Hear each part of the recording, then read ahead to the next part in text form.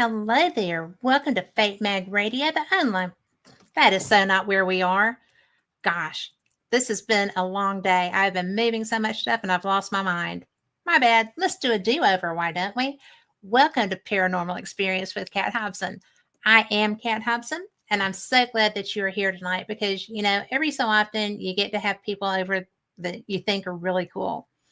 And this is somebody that I met when I was on another show with Jeremy York. I just think that this was someone we had so much in common. It's kind of interesting. His name is Philip Gibson. He is the owner and creator of Hart City Paranormal and creator at their apparel shop. He is also the founder and creator of Heart of the Universe and co-founder and paranormal conservationist, again, with Hart City Paranormal. He is also, something I did not know, a astrophotographer. And we were doing a UFO show with Jeremy York, like I said, and it was so fun because he just pops out with, oh, by the way, I do astrophotography. I'm a photographer, and I shoot an icon with pretty good lenses, and I don't get the shots that he gets. So we're going to let him talk about that too. We're not just doing paranormal. So anyway, let's welcome Philip. Hey. Hello. Hey, Kat. How How's it are going? you? Oh, I'm doing great. Thank you. I am too, except for being a little tongue tied because you know what? It's just been one of those days. You're used to it. We're not. We're getting like, oh my God, cold weather Yeah, for it's cold. us. And so my dogs are all handled. They're indoor people, but my birds are not. And I had so many, I didn't know I had this many little wrens. hmm And these birds sit outside, and if I don't bring their food out, they start whistling for me. And there's one that'll get on the top of my chimney and do it. So I was just like, oh, don't freeze. Don't freeze. Yeah. And so Carl, who is always so reassuring, informed me that birds don't freeze, that they acclimate. But they've gone all the way through my feeder. And I was just throwing feed down because the only thing that's going to be out there are my dogs. So Yeah. they'll hear them coming. Yeah, it They are seems not like quiet. seems like they're not flying us south as much either. So I know we have a lot of geese around the area, sort of Really? foul, but yeah, we have a lot of geese around the area, and yeah, there's like tons of them, like still that are still, in this area, and they're getting pretty close to mating season, so we should be seeing babies in the next few months. Oh my So gosh. yeah, yeah, there's a We have lot of some, geese around. we have, they always come to the same lake, right?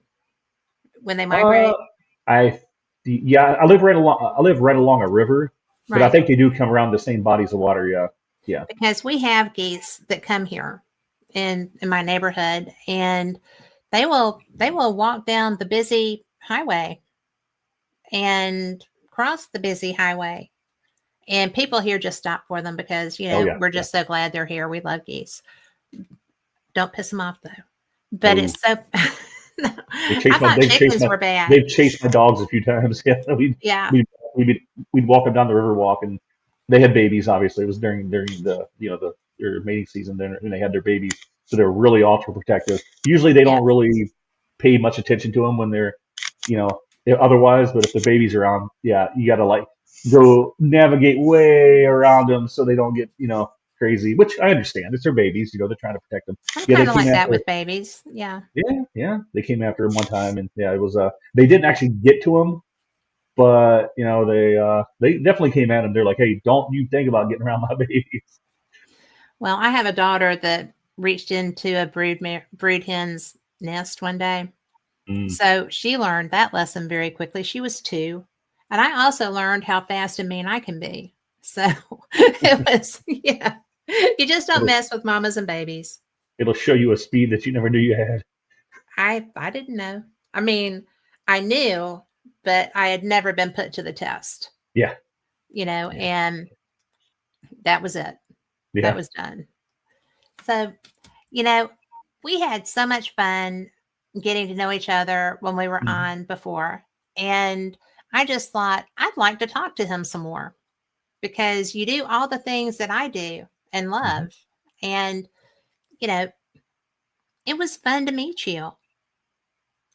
Yeah, and it was great to sit down and talk with the three of you as well. Like I said, I've known Jeremy for quite a while, Yeah. maybe pushing 4 or 5 years now, maybe even 6 years. It's been a few years, Yeah. um, but it's great. I love meeting people and meeting people with similar interests and hobbies Yeah. and stuff. And so I love. I'm more of a novice at UFOs than you and Marianne was. Mary Ann was trippy. I liked Yeah, her too. yeah, she was great. She was Uh, trippy dippy though. That was so fun because it she was it is was so fun. connected with them. So it was nice to sit down, and I was more in listener mode when it comes to Well, the to an whole UFO extent, to an but extent until I brought the astrophotography and paranormal thing up, and I kind of opened up a little bit. But it was great. well, It was an honor to sit down and listen to the both of you, and it was well, yeah, it we was made great. a I good had a group. blast. You were great too. Don't Oh, don't sell thank you. yourself short. It was a lot of fun to get to meet and chat. But that was an unusual show because we did cover so many topics. Yeah, we did. We had she communicates with them, Mm, and yeah. I do not, to my knowledge. But my husband would probably argue with that. But it was just fun. And then, when I started, when I was researching you, and I'm like, oh, this dude's paranormal. This is, Yeah. and you're very paranormal. Ye- So Yeah. that's to me a good time, Yeah. you know. Yeah. So how did you get into that? The paranormal. The paranormal. Well, actually, it started my interest in the paranormal. Started back when I was younger, mid '80s maybe, when the movie, the original Poltergeist movie came out. Right. To this day, it's still one of my favorite movies, and it's probably what it's probably what introduced me to the paranormal. Um, I didn't get I didn't really get the urge to investigate the paranormal until probably 2006, 2007, watching, sitting down and watching, the classic Ghost Hunters on TV, with Jason Yeah. and Grant and those guys. Um, when I saw that episode, I think it was season 2 or 3, when they went to the St. Augustine Lighthouse in St. Augustine, Florida. That episode right there is what like got me the motivation, like the excitement to actually want to put my boots on and get out and actually investigate the paranormal myself. Okay, I Um, have to stop you there. okay. Why St. Augustine? Um, I think it was the episode itself. It I think when they flashed that camera, when they put a camera facing straight up the lighthouse, Hmm. and just to see that apparition lean over um, the railing and then go up Yes. 3 flights of stairs in a matter of seconds and lean over and look again. I was just completely blown. And then hearing the conversations of the man and the woman, way at the top of the light tower, the Mhm. lighthouse, I was just completely fascinated by. It. I'm like, wow, and back then I didn't really know that a lot of that, a lot of the paranormal stuff on TV is, a lot of it's doctored to be, um, they do a lot of doctoring to make it more interesting for TV. But Well, that they also have episode, hundreds of hours of evidence that they can call from too. I mean, yeah, exactly. And I was that just blew me away. And actually around that same time that I was getting, pushed by, urged to investigate by watching Ghost Hunters, I actually had my first, what I believe is my first paranormal experience. Because I was kind of a late bloomer, mid to, 2006 and 2007. I actually had my first, what I believe was a paranormal experience. So, so I think, a little mix of, Ghost Hunters and um, my experiences at my house, um, is what encouraged me to want to investigate the paranormal, but I didn't actually put, I didn't actually put the actual, or actually put the boots on and get out and do it until probably about 10 years later.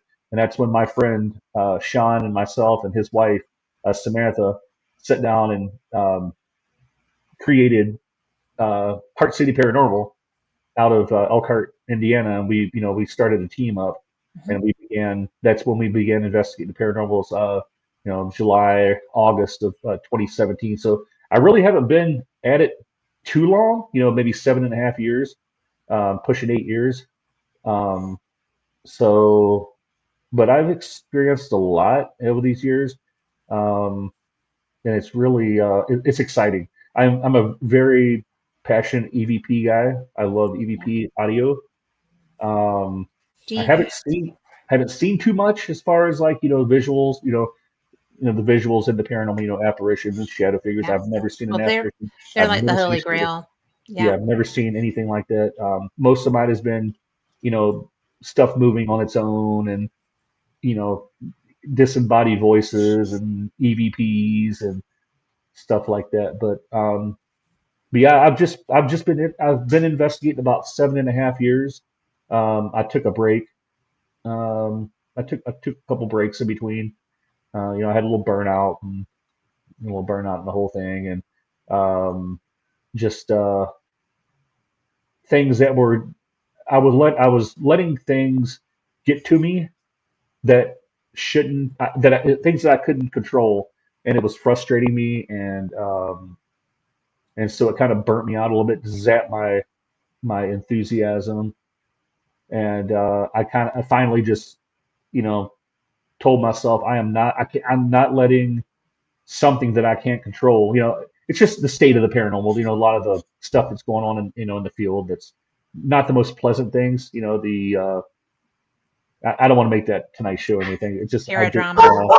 yeah. Oh, here they come. She's Um, home. yeah, and so I didn't. I pretty much put my foot down. So I'm not letting that zap my energy and my enthusiasm again. And I got the fire again and got back at it, and I'm going strong now. So.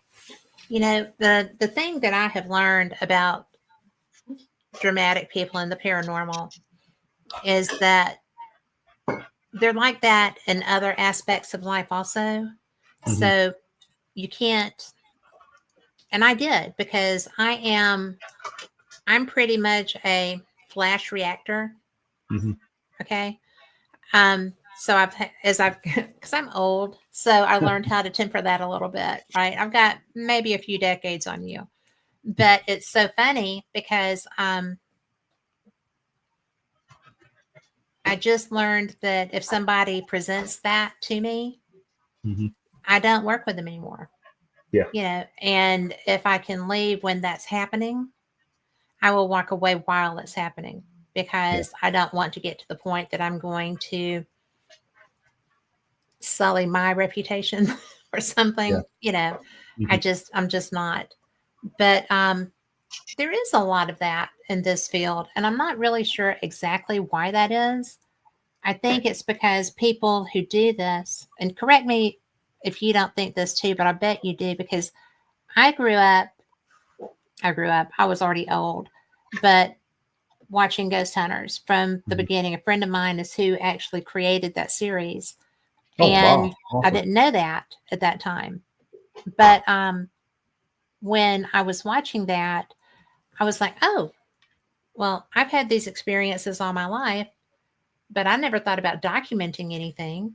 Hmm. How are they using that to do this? What is this that so I started seeing tools to get the experiences that I was already having, but to show people that I was having them. And I think that they brought more people into this field than Carter has little pills. I mean, seriously. Yeah. And I've had the opportunity to investigate with some of them. Hmm. And it's so fun to watch or to get feedback on something that you've brought to play with, you know, Hmm. and have you tried this? What did you do with this? And that's why I like investigating with other people as opposed to just being locked in and going and doing a home investigation for somebody, Mhm. or I don't do residential right now, but Yeah. you know, people have gotten really weird and crazy. And Yeah. until all of the stuff settles down, I would never go in somebody's home right now.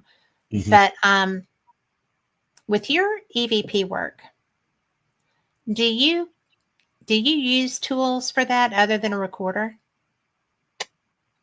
Um, well, I use recorders. I also use I use body cameras. Um, now when you say tools, you mean like do I use like other devices during my Mhm. investigation? Yeah, I use Other devices, or I mean, are you getting just pure recordings, or are you getting it through a device or an app, or what are oh, you using?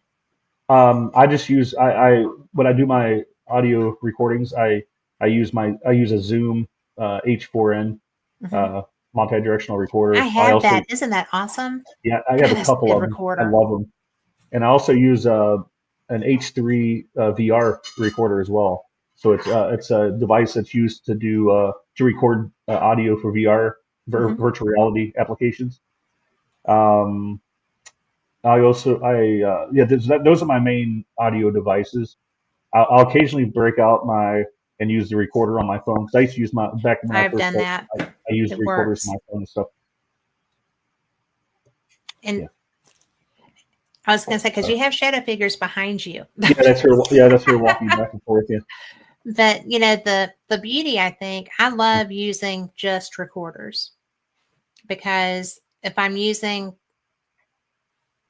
an app, or if I'm using something, or broken radios, whatever, you mhm, know, I think that the purity with an actual recording, when there's not anything that they're having to come through, yeah, because they will give you their voice, right? yes, yes, yeah. And I I a lot of my all of my friends use Echovox. They use SB7s, but I use SP11 occasionally. I yeah, don't use it as much as I used to, um, but I do use it on occasion. Maybe I might take it out once a night, maybe just to see, if I can get yeah, anything. But most of the time, I record a lot of audio, so my recorders are like rolling a lot. So, and yeah, I try to do what I can to eliminate the noise pollution. If there's I will freeze to death before I ruin my audio.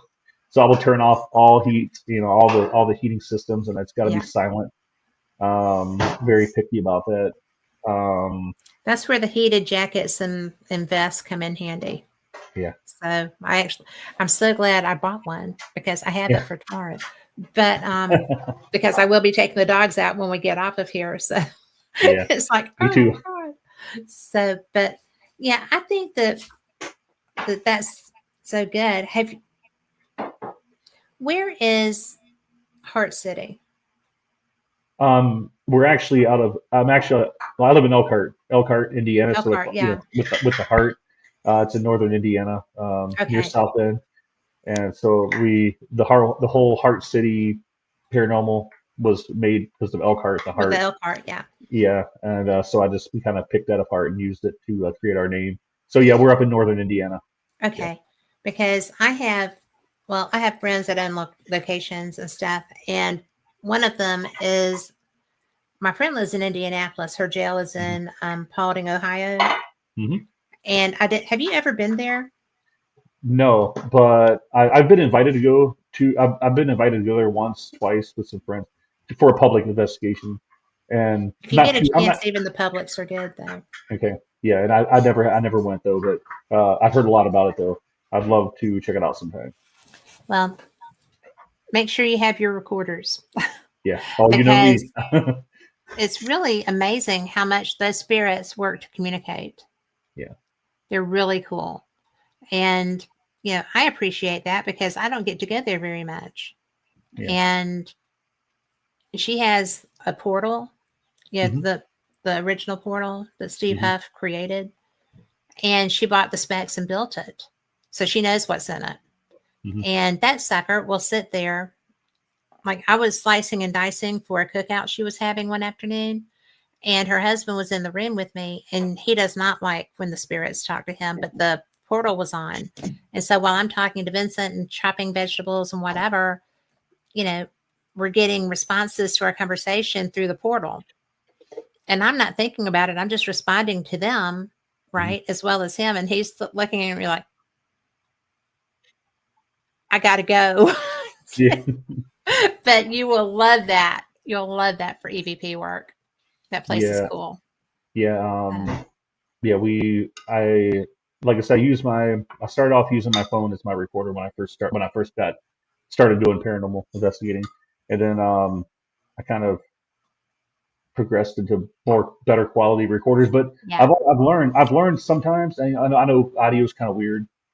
Just recently, actually one of the audio clips that I sent you, just recently, the updated one, um, that was actually captured on uh, the audio of my body camera, which and I also had the Zoom H3 VR on my left hand, the body camera planted on my chest, and the uh, the body camera audio actually picked the EVP up far louder than that multi-directional H3 VR did. So Oh my gosh. I think all recorders have a great place, in investigating, Mhm. and collecting audio. I mean, there's with the more pristine audio, you get less less white noise and less background noise. It's more crisp and cleaner, and you don't get you don't fidget. It doesn't have that fidgeting sound to open your unless you're following handling the actual recorder itself. But when it comes to those old phones, the little or the Olympus recorders and stuff, you got to Mhm. really be careful because just little subtle movements can make it pop and crack and make it sound like where you can mistake it for an EVP. So you got to be kind of really careful with those old recorders. But I think they definitely have their place when it comes to when it comes to collecting EVP audio. I think they work great. I mean, it's just weird how audio works. You can you would think that these pristine pieces of audio would capture more, but not No. necessarily the case. It's kind of interesting though. Well, my very first EVP that I ever caught was and I had just bought it, right? And Hmm. I did not think about the fact that there wasn't a way to download from it because I wasn't, it was my first time to be lead on a location and other stuff. I had other equipment that I was worried about, and I just grabbed this little recorder. Hmm. And yeah, it was only women. It was so cool. But I had been, because I always, just had my camera in this hand, had a recorder in this hand, and was just walking around, just, focused on the camera. And when I stopped, I don't smoke, and everybody else did. So they were all, under the carport smoking. And Hmm. I was over in the corner with my recorder trying to get, you know, I, I'd not used that recorder before. So I'm sitting there and I'm going to do a replay, and I was just going to, see if I was actually working. Hmm. And yeah, apparently when I was having a problem with my camera, I got this EVP that I never even knew I had. And so it was a man's voice that said, "Are we filming yet?" Oh wow. And so all of the other three women looked up and looked over at me and were looking around. They were looking for the man. And I'm like, that that was on my recorder. Let me Wow. see, I have that recorder still sitting in my desk because I will never erase that EVP. And I don't see it. It's in here, but my desk drawer is chock full of stuff. But I'll find it and show you later. Because it's the best EVP I ever caught, and it was my very first one ever. Dude, And it was so that's loud and wow. clear that people a yard away from me heard it. Like half that I was in the front yard, they were in the carport, and they started looking. I was like, "Holy Wow. crap! And I'm it never wasn't, stopping this." Yeah, especially when there was no men present, and yeah, so it's yeah. like, yeah, where's the guy at? I just heard him. Where's he at? Well, and only I knew that I was doing the, you know, doing the review. Mhm. And I was just really trying to make sure it was actually functioning. And right Wow. out of the box, that was there. And I had taken that out of the box. When I took it, I had just gotten it. So it wasn't something left over either. It was just a cool way to get started with EVP. Yeah, that would definitely encourage you to like do it again and again, you And again, know, and if I and don't again. get it, I do it more because I know I can. Yeah. Yes. Yeah. It does bite you, doesn't it? Yeah. It really Yeah. does. Like I still get like I still like listen not only listen to new EVPs and go, man, it kind of just gets me excited, but just Yeah. listening to the ones, that I've heard, 30, 40, 50 times, I still get like wild time. Yeah. Because it's So, trippy. I yeah. mean, you got It, dead guys talking to you, yeah. or And some knowing kind of that, guys that aren't or some, sitting there with you. yeah. And you're two people in a building and that person hasn't said a word and there's a clear man's voice Yeah. uh, saying something, and you're like, well, I know that wasn't me, and I know that wasn't him because his recorder doesn't have anything on it in that very same area, Hmm. and it's just like that's what's really trippy is how they can manipulate one device but not the other, or how it Yes. picks up on how it's Do you just have it's a theory about that? I mean, have you put serious thought into that? Because I have put serious thought into that. I got nothing. I There's don't I mean, no way logically that should happen. no, you would think that if it's I don't, unless they're like actually going into the recorder and putting an imprint onto that specific recorder, I don't know how it's done. I Well, I mean, mean, they don't have vocal cords. I mean, yeah, they're yeah, not physical beings. yeah, So how are they getting the vibration to make the voice? And how is this device picking up something that can't exist? yeah, It gives a whole different thought to what really are we after? Do we have some type of corporal being that maybe we just can't see, like an alien? Because aliens can fade in and out. hmm, They do. And so, based on hundreds of people that have seen them do that, right? Mine does not. yeah, This is Al, by the way. You met him the yeah, other night. hmm, But it's just if another life form can do that, then maybe we still have some sort of corporal structure that can create these recordings. yeah. And you think Something about it, I has to be mean, happening. and like you just mentioned, we may not even be communicating only, not only with the dead, we could be communicating with, somebody from a parallel universe or Yeah. aliens or another dimension and we could be creating these ourselves with just I mean I think it's a smorgasbord of like a bunch of different theories of what's Or maybe going on. a bunch of different experiences that are being caught that we don't understand. You know, Yeah. because and I have to say hi to Irene because she is from Tokyo, Japan. She is Tokyo Spooky Japan podcast. And I got my very first Christmas card from Japan from Irene. And it was Okay. the most beautiful card and the most beautiful stamp. And thank you very much for that, Irene. But I think that I do think sometimes that we may be crossing dimensions to get that. I've been places that there couldn't have been anyone else there, Yeah. like that man, and I was leaving a closed hospital where we'd done an investigation. And it was funny because I just happened to stop in the old emergency room on the way out the door. And I just said, did everyone here die of a heart attack? And I didn't listen back while I was there. And the place is being Mm, torn down. I can't get back in. But a man said, no, they shot me. And I didn't wow. know it. So, that's just astounding. And and I'm still upset about that because I feel like if it's not in an area that my husband would ever let me go by myself, that's one of the reasons they're tearing it down. Mm. But it's just like, I need to go back. I need to go back and tell him, I Got you. heard you. I'm so sorry. And I Yeah. may just do a drive by, hop out, run up to the door and say, I'm so sorry I heard you, and hop back in the car and drive away. But, you know, I think they would Yeah. know. I Yeah. mean, he knows who was there.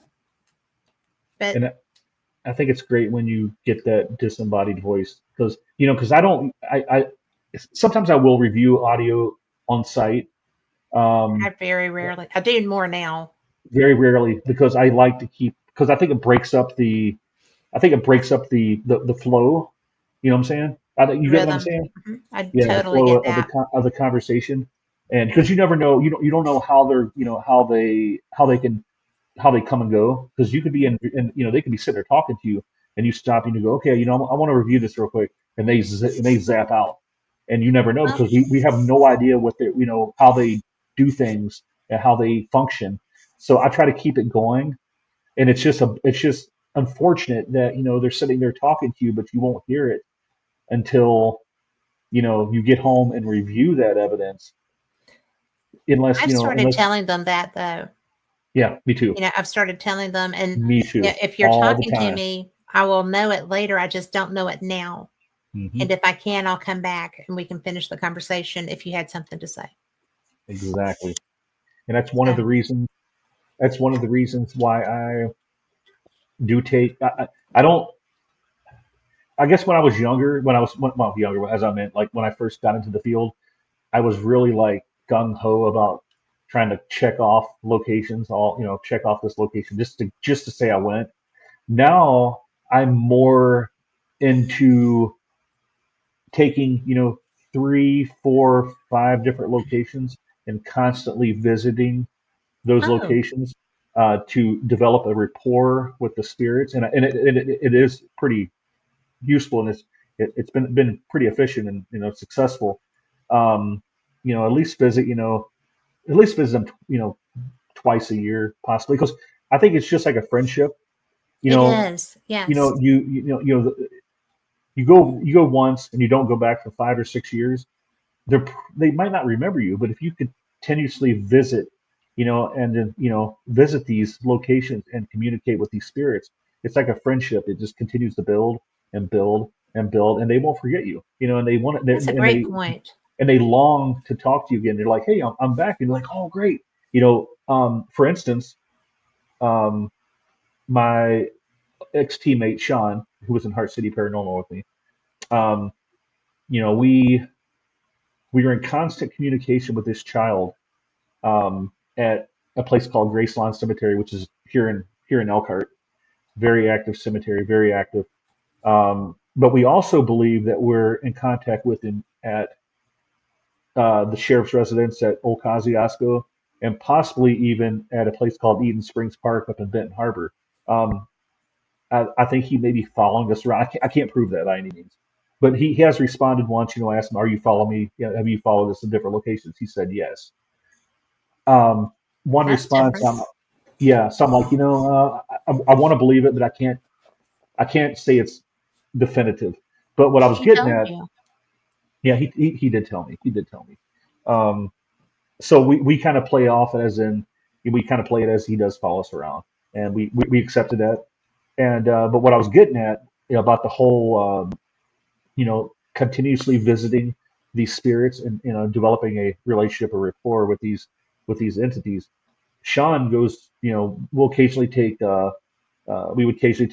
gifts over to Graceland Cemetery. There's this tree stump. It's a hollowed out tree stump, and that's where he always comes through at every single time. And so we'd always like ask him what he wanted for, you want us to bring you a toy, blah blah.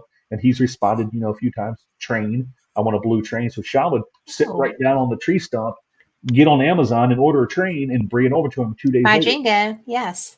So he comes over one day, after work, he says, all right, I'm gonna bring it over to you as soon as I get it. So him and Sam, his wife, went to work one day. They took the train to work with him, left it in the car, and they went straight from work to the graveyard, to the cemetery. And Shawn being the investigator he is, had that recorder on record, ready to go before he even got out of the car. As soon as he opened that car door and the door slammed, you heard that little kid say, "Thank you." I mean, Oh clear, my gosh. it was.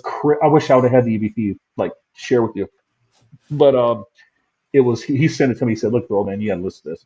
It was crystal clear, like the kid was standing there right beside of him. So How he was smart to ready. have that recorder going. Yeah, he was like it's like the kid was like the kid was standing there going, "Oh, hey, there's his car. Yeah. Let's wait here for him." And as soon as he opened shut that Maybe he's door, got it. yeah, and he said, Yes, "Thank you." that's And so awesome. he probably saw the train or whatever toy he had at the time in his hand. He ran up to him and said, "Thank you." Dude, he sent me that clip, and I was like, "Oh my god!" And it sounded like the same kid that we're picking up at Graceland, and we're picking up at the sheriff's residence at the old jail. And I guess sometimes audio, it's kind of finicky. It might sound the same, but maybe it's not. I can't prove without a shadow of a doubt that that kid is the same kid, but I think deep in my heart I do believe it is, and so I think I need to accept that. And Well, I mean, you might as well. You've been doing this for some time now, but I do want to yeah. tell you, um, Jeremy's here, that Irene says that in Japan, spirits don't like equipment. So she has to use her ears to hear them or she won't. Oh yeah, And yeah. she also said that she would love for you to come and see how samurai warriors interact with you because it's a different game and an overwhelming experience, but not scary, but bombarded with them. Could you imagine a slew of samurai warriors there to talk to you? Mm, yeah, yeah. That'd be That, a lot of energy. that would be a lot of very disciplined, very strong personalities. Yeah, That would be cool. So, yeah. So yeah, that's well, what I do. I think I pick like 4 or 5 different locations, and I continuously visit these locations and develop a good rapport with these spirits, and it seems like it's paid off. have And you had have you had that child interact with you since then? oh yeah, I yeah, just I went and did a solo investigation at the jail, the sheriff's residence at Old Kosciuszko, the one I was mentioning earlier. I did a solo out there back in it was January 18th, I think it was, and he came through. He came through for me. Um, That's so cool. yeah, he like I wouldn't say it's like clockwork all. I wouldn't say it's like clockwork all the time, but he about 9 times out of 10 up in that area, the second floor of the sheriff's residence, he always comes through. And I haven't been over at the cemetery lately 'cause it's been really super cold. And um, so yeah, yeah, he's come through for me recently. So Do it's you know kind of his cool. name? I think his Is name is he Eddie. Eddie? Eddie, because I've got that name a few times when I've Yeah. asked. So yeah, I think his name is Eddie, and he just told me this like the last. I heard it before. I think it was one of those EVPs where you're like, okay, I think it says what I think it's saying, but I can't say for sure. This one was clear cut Eddie, and I'm like, okay, I think that's what the other one said too. Yeah. So I'm gonna go Eddie, that I think his name is. Um, through the records of through the records of the old jail, I haven't seen an Eddie, in the sheriff's residence, whether it's a kid, that belonged to the sheriff or not. Doesn't, which doesn't matter. He could have came wandered in there and Well, he just could have been there had a place. prior to the jail being there. Yeah. He could have been there. And he's always just so like excited to see us. Um, like one time, and I think, yeah, one of the EVPs that I sent you that we'll be listening to later on, is actually there's probably one, two, three, four of those EVPs that are of that kid. So that we believe is the same kid. Um, Cool. well, actually, I should say two or three EVPs and one disembodied voice, I should say. Yeah. Disembodied So voices are a whole different thing. yeah. Do you always hear them or do you catch them on your recorders? Um, it's usually it's usually when I'm recording EVP audio. I don't think unless I'm. I think it's because if I'm not on an investigation or without my recorder, I kind of just don't think about communication with them. I think it's only when I grab my recorder is this I'm focused on the communication. I think that's why I hear him more. Now, if I just talk to him without the recorders, I think I would hear him as well, possibly. But it's usually only when I have my recorder running because I'm in that zone of communication because I'm recording. So yeah, I don't hear him much unless I'm recording the Yeah. audio itself when I'm actually in the zone of communication. Isn't that funny how we can get there? We can enjoy everything else too, Hmm. but that's what we are fired up to get. That's my passion Yeah. as EVP is communication. Um, You know, I used to think that it was activity like REM pods or you know, but it is the words. I love the voice. I love when if you're using a device, you can't always tell yeah, the voice. But like you were talking about, if you're using straight recording, then you recognize them. It's almost like they become they're easy for you to catch because you know that voice. yeah. You're going to catch that tone or whatever, and it's there. And when Irene was talking about using her ears, I have a hard time with that. Hmm. And especially now because I'm getting older and I have a little bit harder time hearing too many rock concerts in the good seats. But, I've been a lot of concerts. Yeah. it's just, yes. I went to high school with the promoters' kids, so that always helped Oh until yeah. now. It's not such a help now, but You're in it.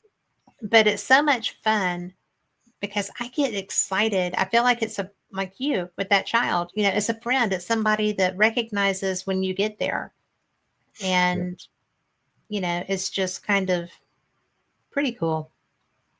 I think that plays in. I think that also plays into the point what I was making, where maybe they do come through more because we do develop that relationship with them, and they're more comfortable, coming through and talking to you, and they're looking forward to it. Um, he got Like quiet there for knowing a that little. was your car. Yeah, yeah, Like yeah. like They knew it was his car as soon as he got off that car and walked and got out, shut the door. He heard. I think on the recording you made, I heard him take like 3 or 4 steps, and the thank you came yeah. clear as crystal clear. And yeah, so it's like he saw that car pulling up. He's like, "Hey, there's Shawn and Sam. Oh, cool, they're bringing my toy." So It's my train. Yeah. yeah. I mean, he specifically told us blue train Yeah. or baseball or suckers. So we've taken blow pops over there and just stuck them in the ground. Oh You my know, gosh. ice cream. I've had ice cream. I've had him say ice cream and trains and baseball and suckers and stuff like it. I said, well, just let me know what you want me to bring, but I can't bring anything too expensive. I'm not going to bring you know, a, some, a No car, bites. full size car, or a bicycle or something. Yeah. I can't do that. But he got quiet for a little bit, but then he seems like he started showing up again. What had Um, happened when he started getting quiet? um, to be honest with you, that's about the time that I began falling out of love with the paranormal. I got burnt out, and I started letting, like what I was saying earlier. I started letting the drama and the stuff in the field affect me, where I started engaging in a lot of uh, the bickering and the fighting on social media. Um, and it seemed like that's about the time it happened.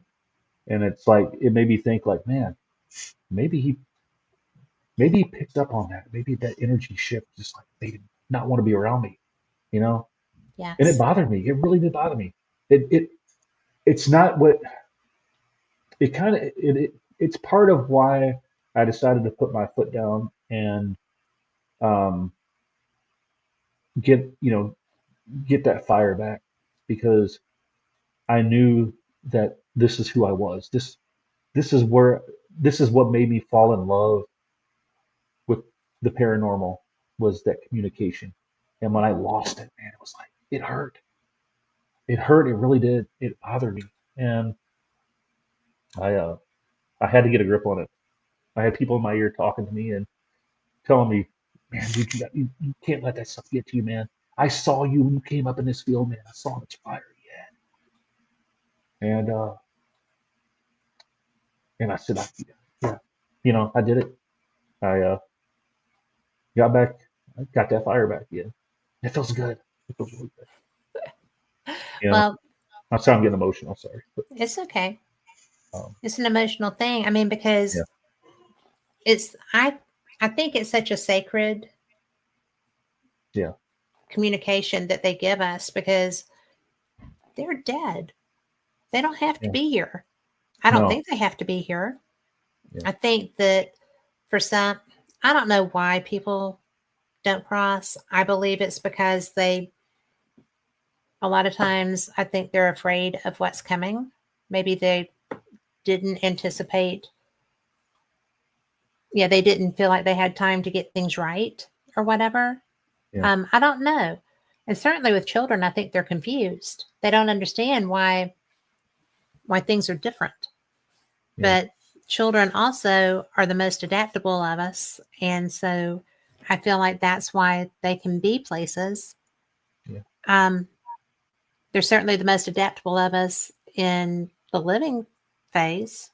So, um, don't you think? I mean, children are amazingly resilient. yeah. And it. I would be lying if I said that that I never thought about the idea of like, man, is me going out and doing these investigations preventing these this child or these spirits from crossing over because they're so um how that they have became their communication with me has they enjoy it so much and I enjoy it so much that it became like something they long for and it's preventing them from crossing over. I've thought about that before. Am I the reason why they're not crossing over because they enjoy the conversation so much? Not necessarily just me, but anybody. Um, but I don't. And I guess when it comes to kids, and they say that kids are really sensitive to the paranormal, and look, just flip it on the other side. Maybe the kids are. That's why people hear so many kids stories because maybe on the other side, it's just the same thing. They can pick us up better as well as speaking to them. You know. Well, sometimes I think we're the entertainment. Yeah. I mean, We could, we, really, we I could be do. we could be a bunch Because, of clowns sometime. We could be clowns sometime. That's for sure. yes. And, we don't know. I mean, we don't even know who we're really talking to. No, we don't. We And, really don't. so that's why a lot of people are so like wiggy about doing this. But I do feel like you can build a rapport. There's nothing negative coming from that.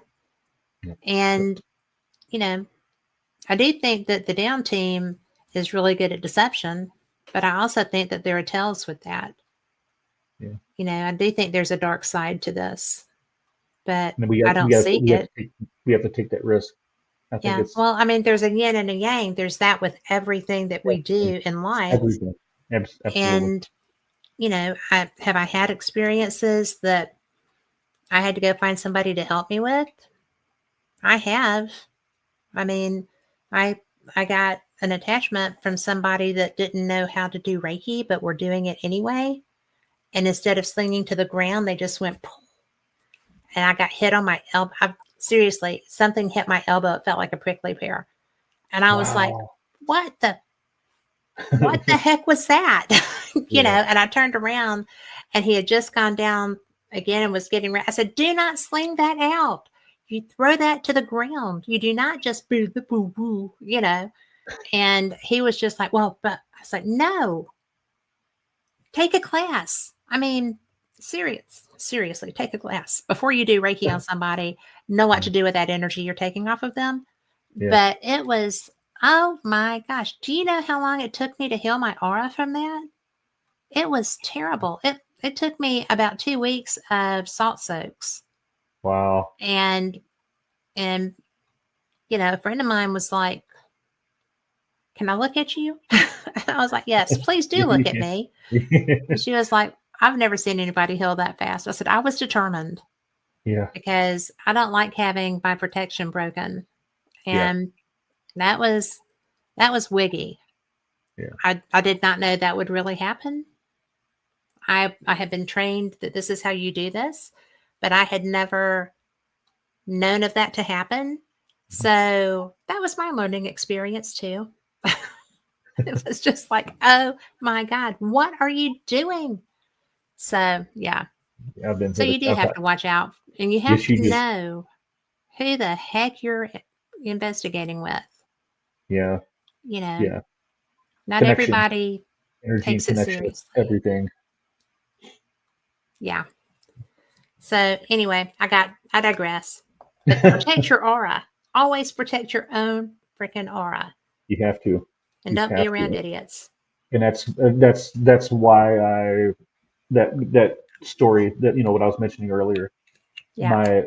I was going down that path where I was just losing that passion, and I was getting myself involved in things that I shouldn't be getting myself involved in, that I had no reason to be involved in, and it was zapping everything that I had that created that love for the paranormal, and I lost it. And that's when you know I took some time off, and I came back. It happened again.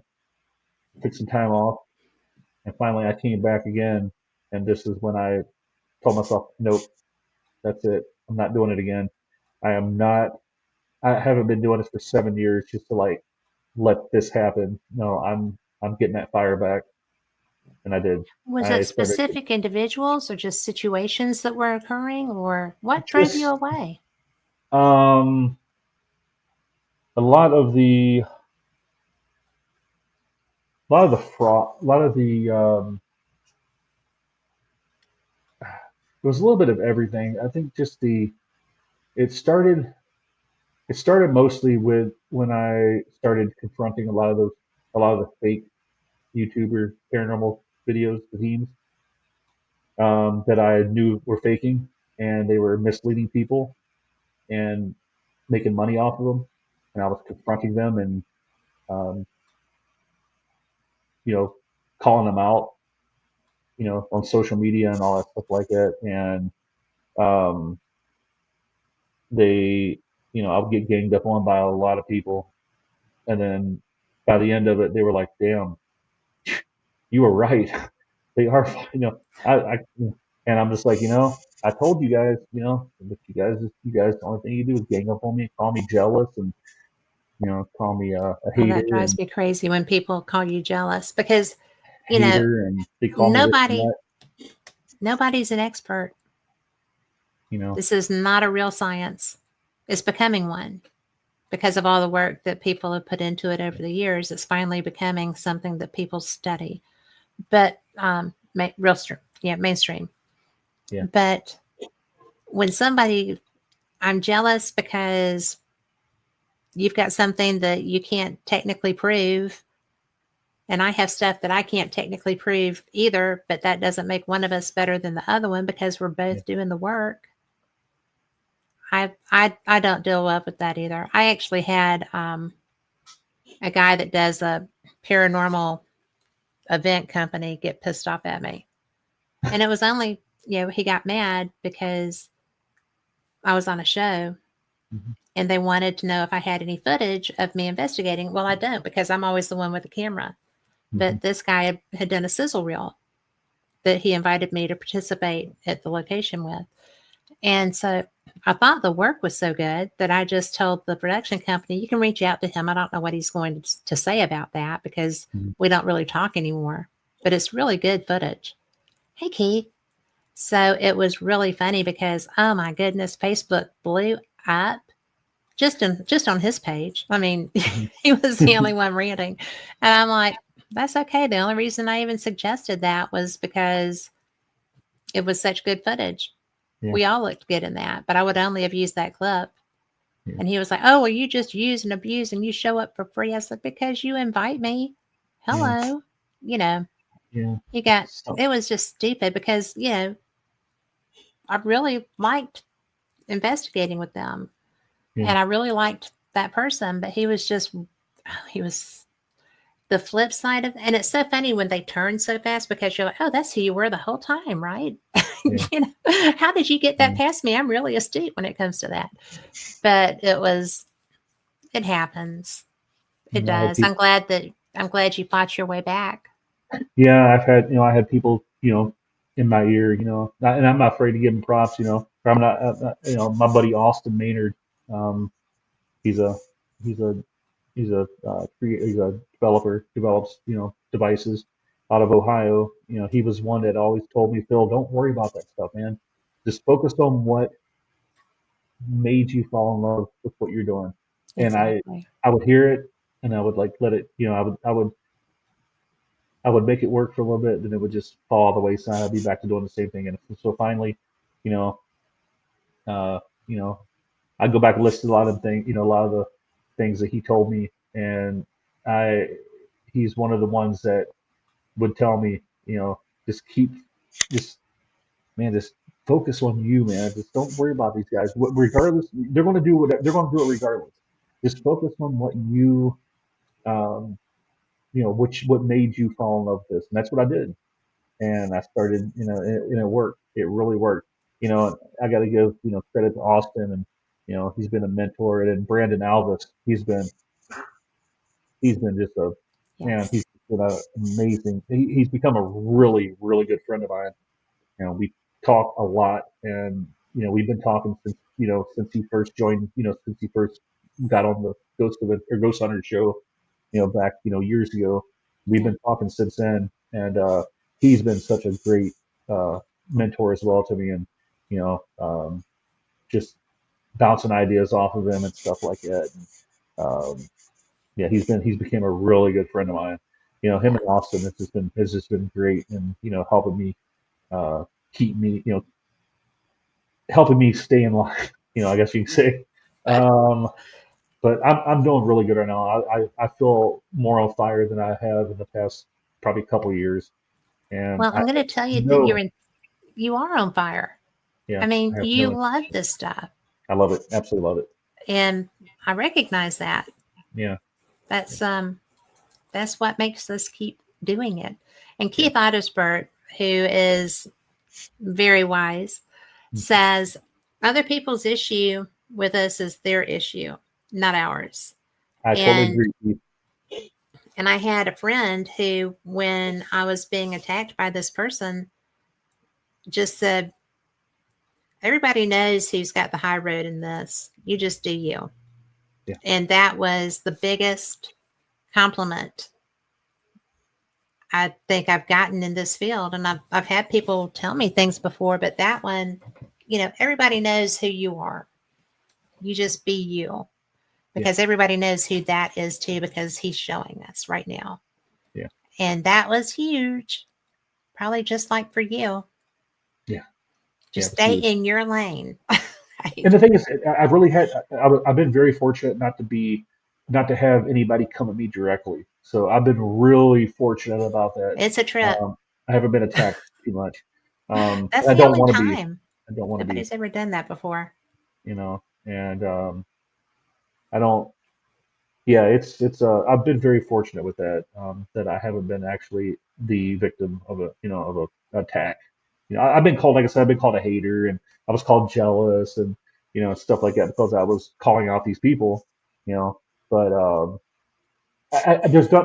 there's nothing I can do about it. I mean, why and I'm not going to look back on this now and say it, but why would I worry about what these people are doing when I need when they have no bearing, like just like he said, that's their problem, not ours. Why would I worry about them? Why would I let what they do affect? Like they can do whatever they want. I mean, yeah, why they Well, are and they can be whoever they want.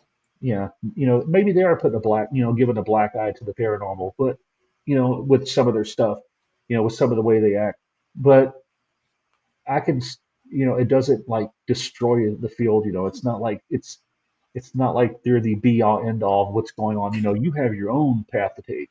You know, Yes, we all do. and yeah, and just like Austin told me, he said, we don't all need to be innovators.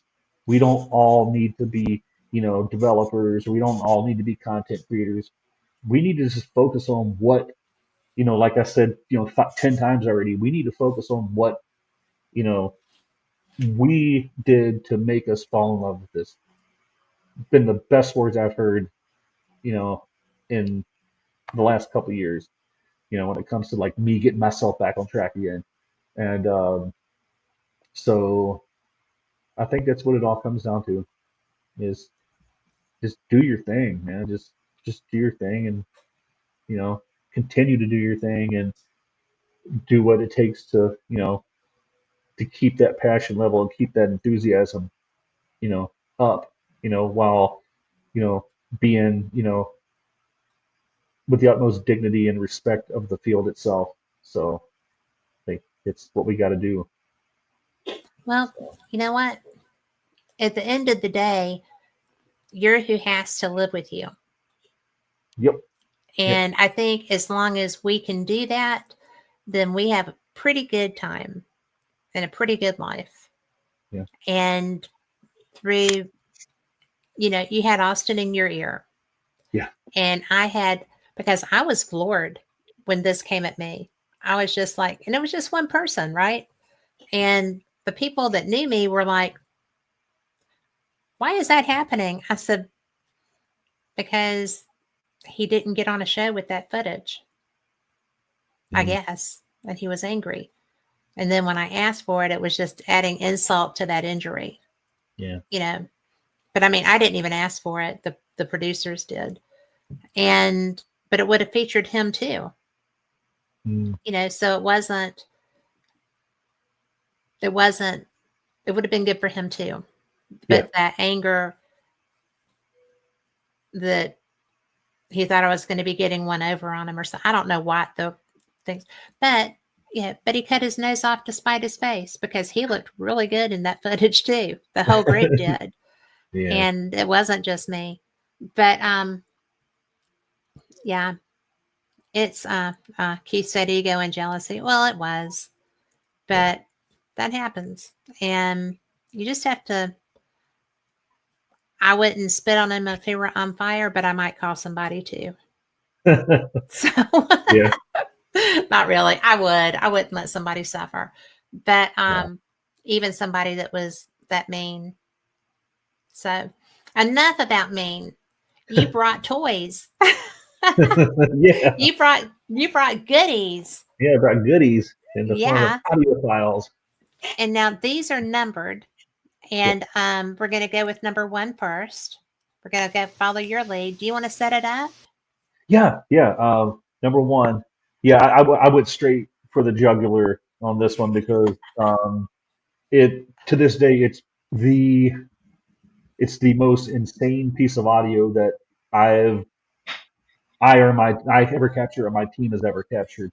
Now what happened was I'll make it quick though because we You don't were have at to make it quick. It's okay. okay we were at Randolph County Asylum the night Ooh. before. Yeah. And we did an investigation there. So we left straight from Randolph and went straight to the Monroe house where this EVP was captured.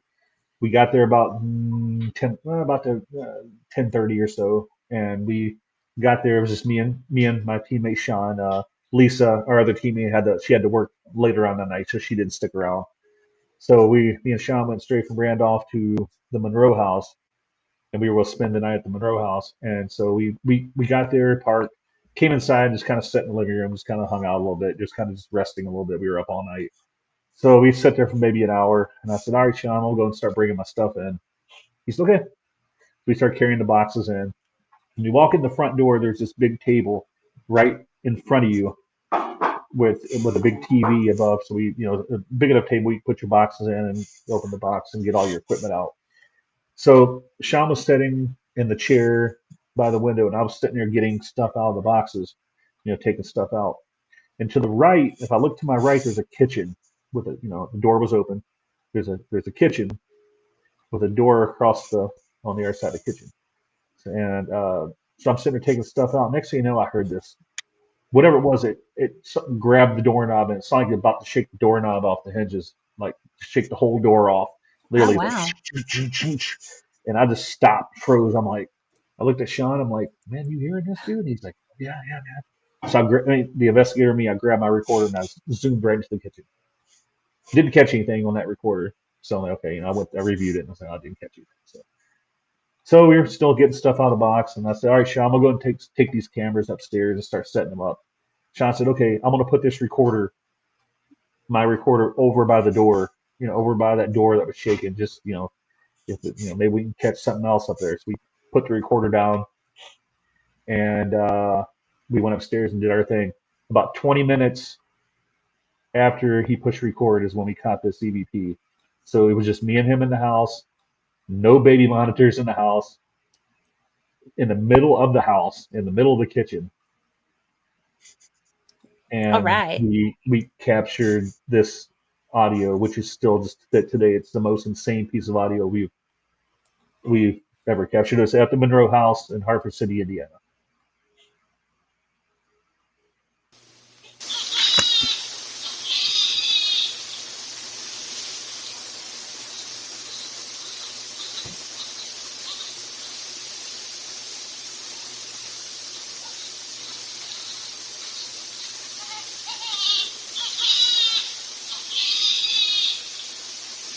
So this is on repeat, so it's just Jiminy Crickets.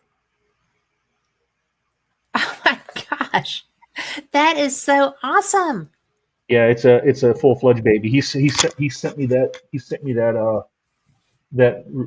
man, I think I caught a baby on EVP. I was like, what, a baby, really? He said, yeah, you need to check this out. So I said, go ahead. I'm taking my dog out. Go ahead and send it to me. I'll listen to it when I get home.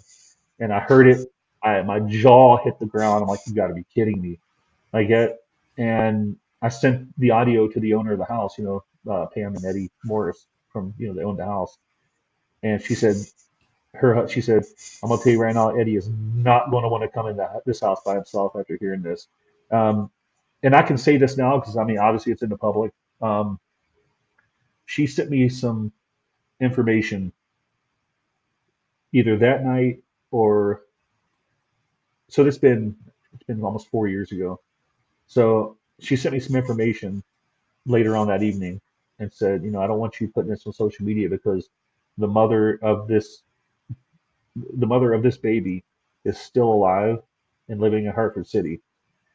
So she sent me it was an obituary of a baby that died at 2 months old in that house 20 years to the day that I caught that EVP. Oh, Now, good heavens. was it the same baby? I can't guarantee. I don't Oh, know. I come can't. on. We I would we have a be, fair idea. yeah, I would be, yeah, I would be completely honest. But oh yeah, definitely, it's definitely that same child. But it's kind of strange that it was 20 years to the day that, and she got really freaked out because when paranormal lockdown came to the Monroe house and did an episode there, it's Katrina and Nick Groff. Mhm. They labeled it the demon house, and it freaked the mother out because she said, I know my baby's still in that house because I heard him crying. I heard him fussing in that house after he passed away. And Oh that's my what all made gosh. me think, man, was that the baby I captured? Was it? Could it be? You know? Who else's So baby is that going to be? I don't know. I don't know. And it's babies have been captured crying before in that house before through, good friend Michael Diddy, who investigated that house hundreds of times. So he's heard the baby crying in the house too. So, and It's the actual. This piece of audio is going to be on the new Evil on Earth uh, Monroe House documentary that's coming out about Matt Benton's documentary with Joe Vitale and stuff like that. That EVP is actually going to be um, in that documentary coming up. So Well, that's good because it should. That's a great EVP. insane. Like I said, it's the craziest piece of audio I've ever captured that we've ever captured before, probably ever heard. I mean, it's very chilling, to Well, say it the least. is. I mean, I'm glad you brought that. I Yeah, hate why it's there. yeah, I agree. Yeah, but I do appreciate that you brought it because it's Yeah, cool. yeah, yeah. It was pretty remarkable. Yeah. Well, do you want to set up number two? Yes. Number two is I got it written down here. So, oh yeah, this is a good one. Okay, yeah, this one occurred at the old. Uh, it happened in the bullpen at the old Kosciuszko County Jail in Warsaw, Indiana. It was in 2018 during the we did a world's largest ghost hunt event Mhm. there. And what they would do is during this event is they would give you a set of questions to go by, and each person participating or each group that all over the United States and the world would have that set of questions, and they would all ask these set of questions at this time, and then for 2 hours. And then the last 2 hours was pretty much a free for all, where you could just pretty much conduct your own investigation.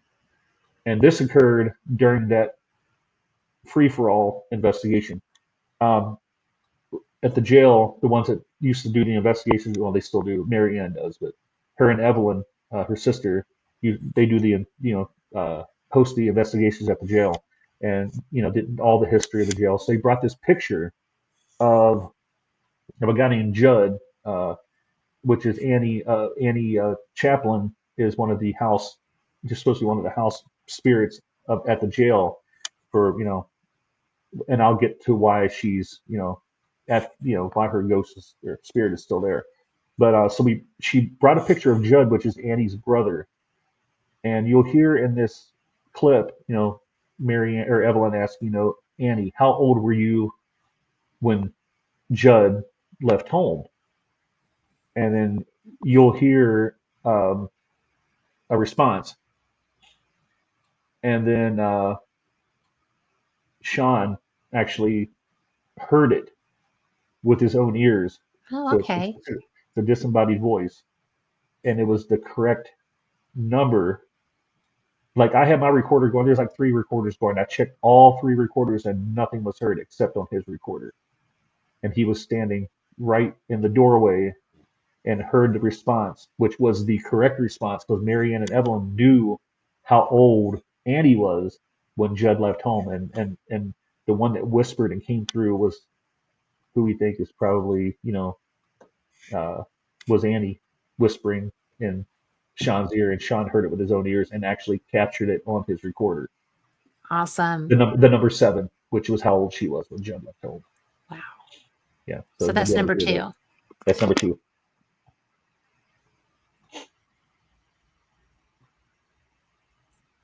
You were a very young girl when you last saw him. Can you tell me how old you were when Judd left home?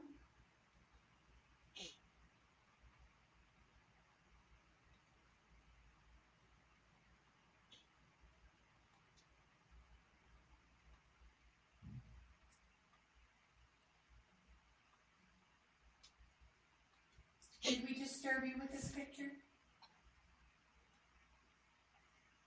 I'm sorry if it does bother you.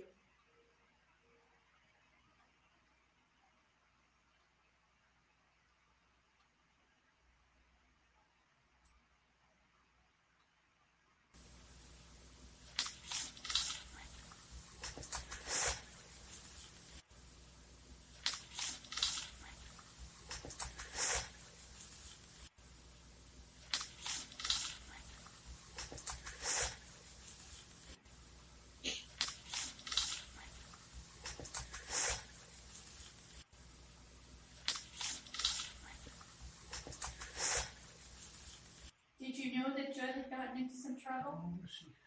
I have a voice that's 7. She said she was 7 years old. That's what I heard. Note that down, please, on the recording. Shawn just heard 7. Annie was 7 when Judd left home. Amazing. Annie, thank you. I'm assuming you answered that. Thank you very much.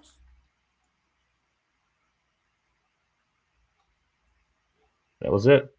That's she responded with the number 7. Well, you know, it was so cool because I thought I heard it early in that club. Yeah, she did. There was something. Yeah, there was something in there right before she said 7 as well. And I just said it said came through or something like that. It was hard to really hear what it what it Yeah, was, but the 7 was. I mean, that was a no brainer. I mean, that was a no doubter right there. Yeah, that's really cool. yeah, So, was he surprised that he got it? yeah, yeah. Because he was like, how old was she? Because I just heard the number 7. Because he said he heard it in his ear. He heard like 7 in his right ear. He said. And luckily he picked it up on his recorder. We didn't catch anything because I listened at the same time on my recorder. I was also across the bullpen from him, so a good 15 feet, 20 feet away from him. So my recorder didn't catch him. But his wife was sitting about maybe 6 feet from him, and she didn't catch it on her recorder either. The only recorder it was on was his. He was standing in the doorway with his back toward the entrance of the So, bullpen. the child was probably standing behind him. Yeah, the girl was standing. Whoever it was, Annie, Yes, said 7. Yeah, because that is Annie. so cool.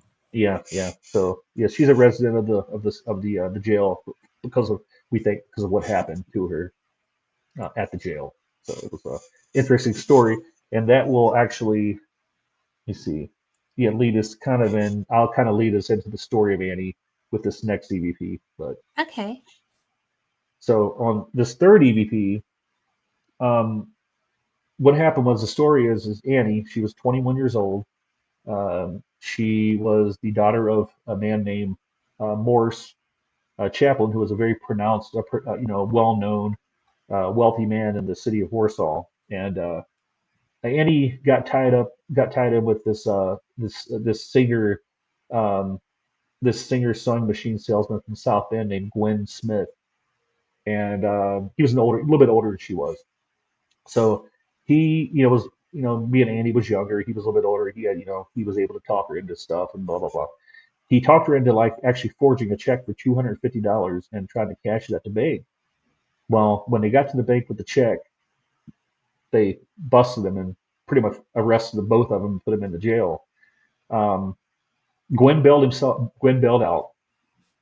Annie actually was told by her, her dad met with the sheriffs and told the sheriffs, I would like you to keep her here for a little bit, because I don't want her out around Gwen because, it doesn't have the best reputation, I'm assuming. So her dad wanted her to stay in there and, to help out, cooking and, for the inmates and stuff like that, and, helping out with the ladies in the sheriff's residence. So she stayed there for a little bit. There's conflicting um, stories. One of the stories was that Annie was taking a walk out to the washroom outside, and Gwen hopped the fence, uh, shot her twice, and then turned the gun on himself. Which that is true. That did happen. But whether he hopped the fence or he was allowed to come in and visit her, that's the conflicting story.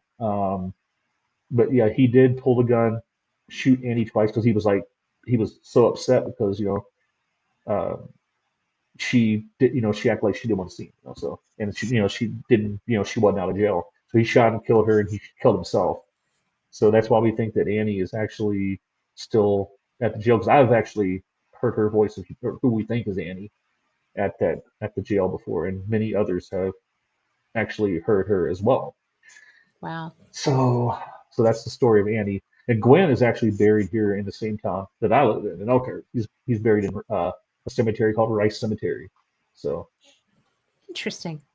but this EVP right here is this was during the world's largest ghost hunt, the same event that the other EVP was on. Um, typical set of questions. There was a group of boys from Warsaw High School that actually did a tour of the jail. 'Cause they do, they do tours and stuff. Right. You can come through and walk around. You pay $5 for a tour. So one of the boys, one of the guys, the guys came in there. So, they told him the story about Annie. And he, according to what Marianne and Evelyn said, that this kid, said, Annie, hey, why don't you go to prom with me? I'll take you to prom sometime. So we brought this up during one of the questions of the world's largest ghost hunt, along with Judd's picture that was still sitting out there, as we heard in the previous clip, that Judd's picture was one of the triggering mechanisms that we used during this evening. So you will hear, I think it's Marianne talking and trying to speak to Annie and telling her, about the guy taking her to prom. And you will hear a response from a man with a slight southern drawl, which would have been, probably he would have had that accent because he was from southern Indiana. And you will hear from what I hear it is a voice of a man that says, "My sister's found the one." And where I'm getting this at is, sister found the one, is what I'm thinking is when he asked to go to prom with Annie, maybe he thought that his sister finally found the one and she went home with him. I mean, and that was Judd saying, "My sister found the one." And it was clear as day, male talking. You could tell who, no doubt about it. Very clear VP. Well, I'm ready. All right, it's a short clip too, so.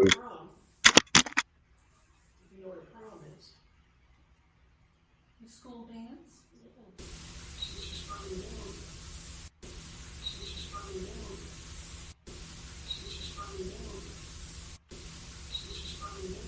Yeah. Remember the one guy asked you to the prom? Yeah. You know what a prom is? The school dance? It's pretty clear. It's clear. That is fun. No men. There was two men there, myself and Shawn. And obviously, why would we be talking about anybody about sisters? My sister found the one. Yeah. We're experienced enough to where we stay quiet during those EVP sessions. We know better. Only two men in the whole building, which were me and him, and that EVP came up. That was captured on my recorder. Yeah. So. Oh, wow. My phone. Yeah, that was my recorder. Yeah. I love that. Yeah. What else is next? This is, but seriously, I love other people's evidence. I love my own. Don't get me wrong. I love what I get, but I love when other people share too. Because most people are just like, "Oh, this is mine. You can't listen to this." Well, no, show me. Yeah, So, I feel like why hoard the evidence? It's like I want to share it with people. I want to share my findings, and I know that's why we people do take it. that adventure with me and share the experience. It's why we do it. That's why we do it. It's to get answers and to get evidence so that we understand, hopefully, what's happening around us. Yep, that's the way it is. That's the way it is. So, what's the next one? Okay, the next one. This is a good one too. This took place at a location in Hartford City called the Griffin Blind Tiger, also known as the Centerfield Bar in Hartford City. And this would have been the first, I think it was our first time we visited. Yeah, it was our first investigation. No, first or second investigation there. Anyway, it was just me and Shawn. Again, nobody else was in the building. We were actually doing an experiment with our friend Brandy. She used to be a bartender at that bar, and she had a lot of regulars, and she had pictures of a lot of her regulars, just from taking pictures, hey, and she knew exactly where these regulars would sit in each of their seats throughout the bar. So we took the pictures and we put them, around the bar at each of the seats, of the pictures she had. of the, we placed them in the seats where they would have sat. So, and what we did is I had Brandy on Facebook Live, and she was telling us a story about that there was a guy, I can't remember his name. I don't think the name was mentioned in the clip, but there was a guy that used to come into the bar. He ended up buying a cat ended up buying a calf, and he named it Brandy. Okay, and Brandy, the calf, the calf named Brandy got pregnant. So being a small town, the rumor got around that Brandy was pregnant. So her dad was like, "When are you going to tell me?" And she's like, "You'll hear the story, She's like, yeah, I'll tell you what." She said, "If you're pregnant," he said, "I'm not pregnant." And then they confronted the guy about it. He just kind of laughed about it. It's like, oh, did that little laugh and but yeah, you'll hear the story, and then right at the end, you will hear a man's voice saying, "Haha, her father was just kind of laughing." That's, I mean, Sean was sitting at the bar. I had my my phone in one hand doing the Facebook Live. I had my recorder in the other hand. Sean's at the bar doing his recording. And you, when I went through the audio from the Facebook Live, you could barely hear it. I mean, it was very, very faint. The recorder in my hand is the one that you heard, like it was loud. And Sean said, "Man, I didn't hear anything. I'm sitting there listening, and I didn't hear anybody talking. I didn't hear nothing talk. Nobody was saying a word. It was quiet as a quiet. There was nobody else in the bar except me and Sean. Nobody was talking on Facebook Live. It was completely silent. But you'll hear a man come across at the end of the recording saying, haha, her father was just kind of laughing." And there's also a follow up to this story that will probably floor you once we're finished listening to the clip. I have another part of the story that will probably just like make you go, wow. And Okay. it's verification too, so. He also got my dad thinking that I was pregnant because he had bought a heifer, a bull, Or Yeah. heifer, and he yeah. named the heifer Brandy, and he named the bull his name. And he went around telling everybody that Brandy was pregnant, but he forgot to mention it was his heifer. So by the time he got back to everybody, it's a small town, Uh-huh. my dad came to the bar and said, "What the hell are you going to tell me?" I'm like, "What are you talking about?" He said that you're pregnant. I'm like, "Oh my gosh, I'm not." And he came in the bar. I said, "Did you say that?" He started laughing. He goes, "Yeah."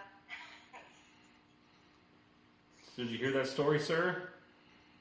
It's a long story. I can't repeat it. It's a long story. So if you heard that, I heard something about a heifer and Brandy, saying that Brandy was pregnant. Brandy, her dad thought Brandy was pregnant, and you were laughing about it. You thought it was funny.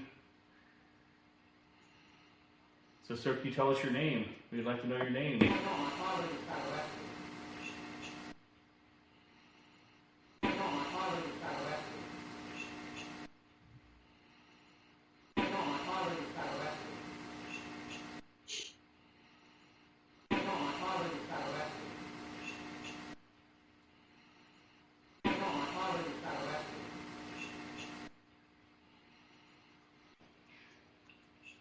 Yeah. That's Yeah. crazy. Yeah. That was so freaking clear. Clear as day. And I mean, And it a was full silent. sentence. It was a full sentence, full vocal tone, full sentence, clear as Yes. day. And I sent that to Brandy and I said, "I want you to hear something. I want you to tell me if you recognize this voice."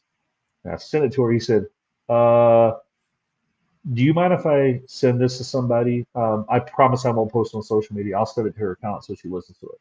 I was like, "Yeah, that's fine, no problem." She said, "Okay, I'll send it to her."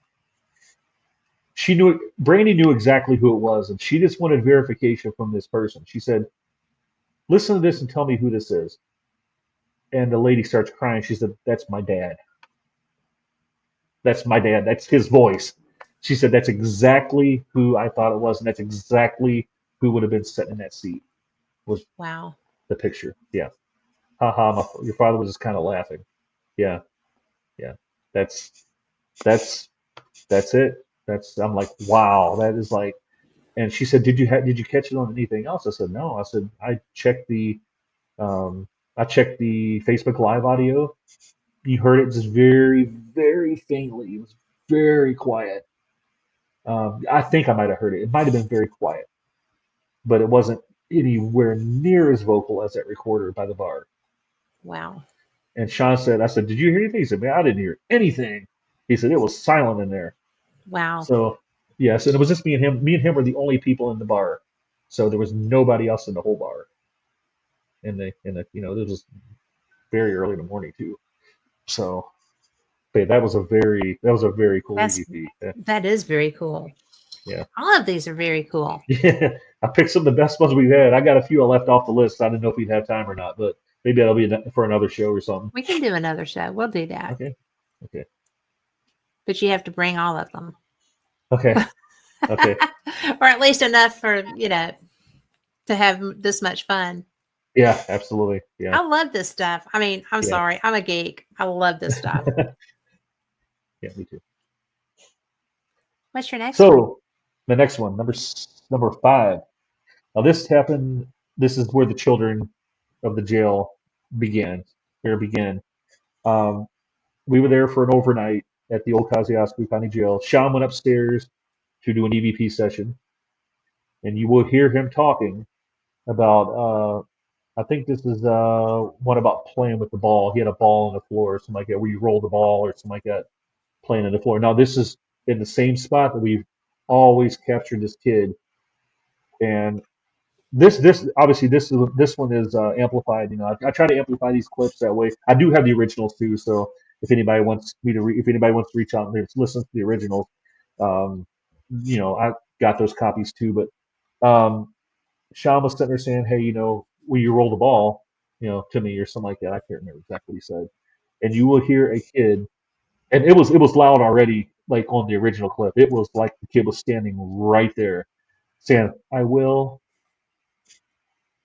Clear as day, loud. Sean, I said, Sean, did you? I mean, he said, no, it wasn't a disembodied voice. I didn't hear anything. So it Wow. was definitely an EVP. Yeah. So yeah, he says I will in response to about. I think it's the one where he says he's rolling the ball. I think. So I might be wrong. It might be the other one, but we'll see. Okay. At least roll one of the balls back to me.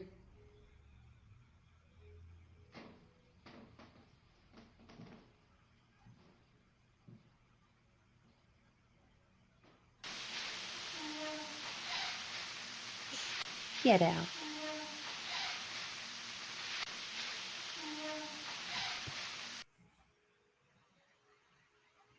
Kid ones always get me. Yeah. No, that voice is. I've heard that voice many times up in that jail, up in that sheriff's residence. Yeah. Yeah. Yeah. That's the kid that I think has been following us around everywhere. That's him, Eddie, as we call him. Yeah. That is so precious. Yeah. I mean, because It's that is a precious little voice. Yeah. I will. Yeah. Yeah. And Sean said he didn't hear anything. He said it wasn't a disembodied voice because I would have mentioned it. He said I Yeah. didn't hear anything. So Well, and the next one is that kid again. Same day actually. It's the same session. He was still upstairs doing his thing, and I can't remember what he said.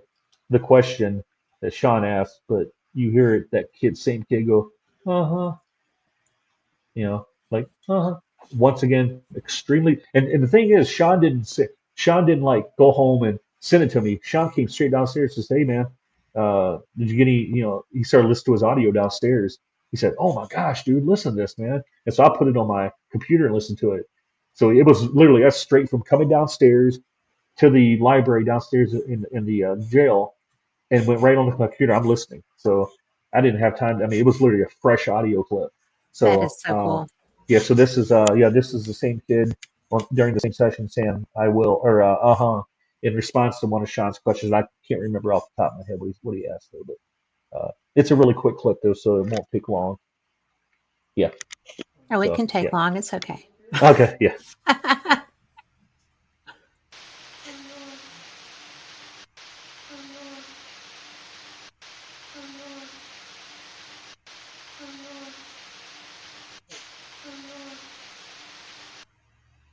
What do you think that's saying? To me, it's not like he says. It's not like he's saying but I mean, I don't know. It I might. thought it sounded like "come on." Would work too. Let's hear it again. I thought I heard a sharp at the beginning. Let's-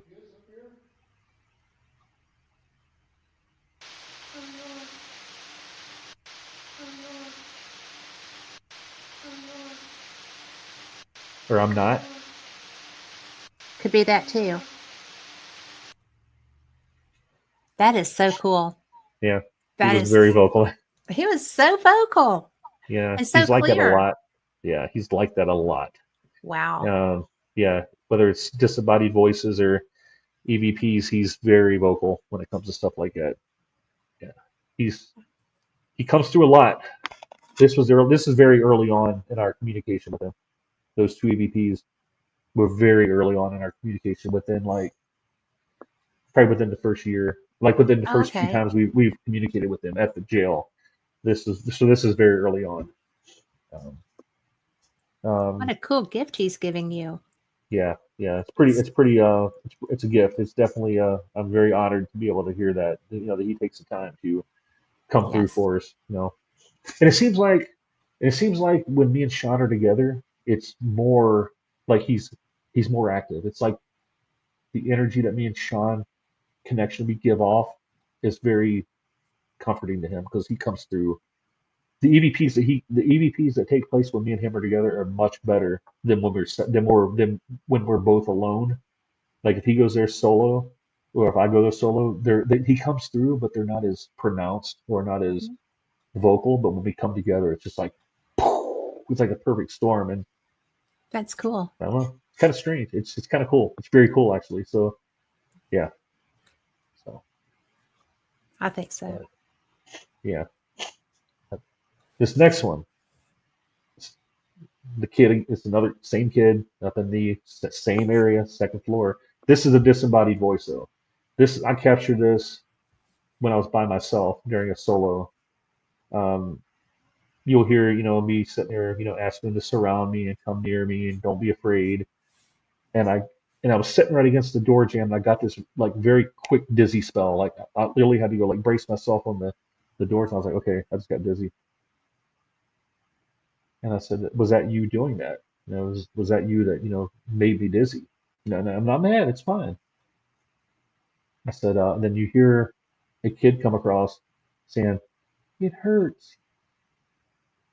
It Oh, hurts. And I heard it with my own ears because I was listening to I had my Zoom recorder going and I heard it with my ears. I just heard a kid.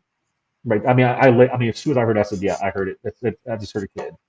I mean, that's how clear it was to my ear, is I knew right off the bat that it was a kid, and I didn't know what he said though until I reviewed it right then, and I heard what he said. He said it hurts.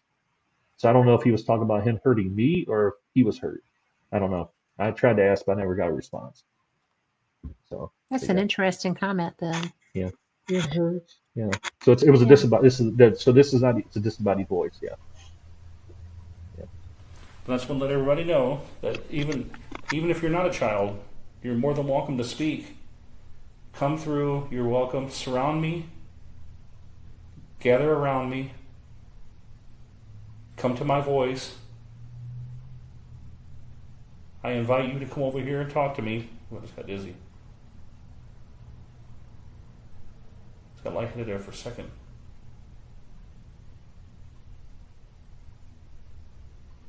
You can come over by me, but you can't do anything bad. Okay?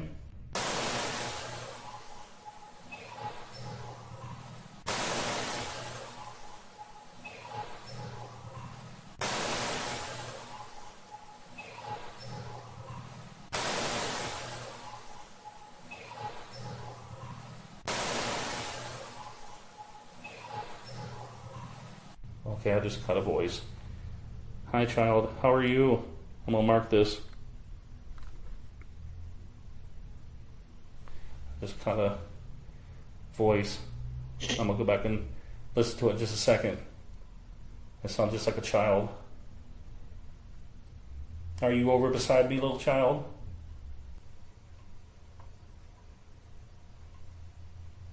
So And I just want to let everybody know that Yeah, it was Amber, yeah. even if you're not a child,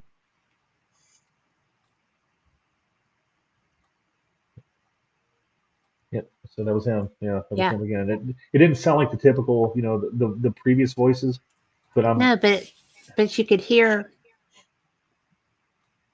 I couldn't make it out, yeah. but you could To me, it sounded definitely like it hear hurt. it. Yeah, to me, it sounded like it hurts. That's what it sounded to me. But and it hurts. And I don't know what he's talking about. I don't know if he's talking about when if he made me dizzy and maybe it hurt me. I don't know. Or if Or maybe maybe he he's was hurting showing him. you an injury. Maybe he's showing. Yeah, and I did actually bring that up in the conversation afterward. Into the conversation, the EVP communication later, but I never received a response after that. I don't think I received anything after that either. Yeah. So I don't know if he zapped all of his energy and couldn't come through after that or what. But um, yeah, usually he doesn't come through that clear when we're by ourselves. Sometimes he does, but most of the time when me and Sean are together is when we usually catch the really good ones. Yeah, with him. Well, probably your energy build is good. Yeah, I think so too. So And he's got a lot to use. yeah, I'm not trying to. Yeah, I'm not trying to. I'm not patting myself on the back or anything, but I think you're right. I think that energy that. Well, I mean, that's the theory that's what they use. And my experience is that I have to tell them if I'm okay with them using my energy or not. Yeah, yeah. Or because sometimes, like, if I've been sick Mhm. and I'm out, then I'm like, okay, you're going to have to use the outlets or something else. You can't use my energy. Mhm. I'm recovering from something, you know. Yeah, yeah, And they generally tend to do that. I mean, yeah, they don't want to hurt you. I yeah. don't go any place that I feel is negative. I'm feeling weak. So Yeah, if I'm sick, I usually don't go out too much. I don't yeah, usually go on investigations too much if I'm not feeling good. For one, I don't, if I'm not feeling good, I don't want to go out and do anything anyway. But for that reason, we're more vulnerable we when are. we're ill. So, and if you're, So, protecting yourself might be a little more difficult. so I think it's just so much fun when they trust us enough to give us something. Yeah, I think the EVPs are one of the most intimate pieces of evidence because they take the time, like you said, they take the time and energy to speak to you, and who knows how how long it might zap them down, how much energy it does take to come through, um, we don't know, but I just find that the EVP is a very intimate piece of audio, and that's It's or a lot intimate of piece. trust Yeah, yeah. because they're So not going to give it to you as a rule unless they're putzes, which I've had in residential cases or whatever. But if it's someplace that you frequent, then there's a mhm, relationship there. yeah, And I think that's really special and cool. And yeah, it is a gift. yeah, and I think it's what I've been. I think it's definitely my calling in this field, Yeah. without a doubt. I don't have no And urge to do anything else other than. Everybody says, "Oh, you should expand and do other things." I don't. I feel completely content doing what I'm doing, and that's yeah. I love it, and and that's it feels good. It feels good what I'm doing, and I know Well, and that's, and I know it's right, yeah. and I know that it's right when I feel good, when it feels good to me. Well, and you're also providing something with them. Yeah, yeah, It's really I feel like it's a kind of big deal. yeah.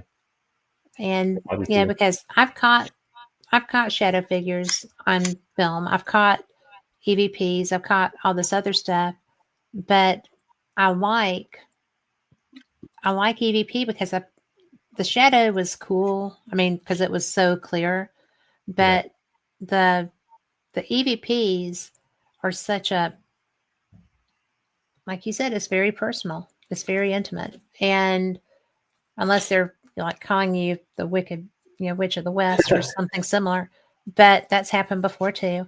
But I get called the B word a lot.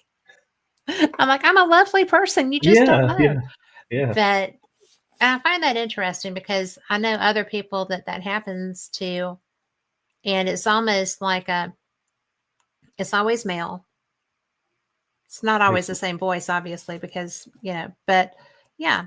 And I think that's weird.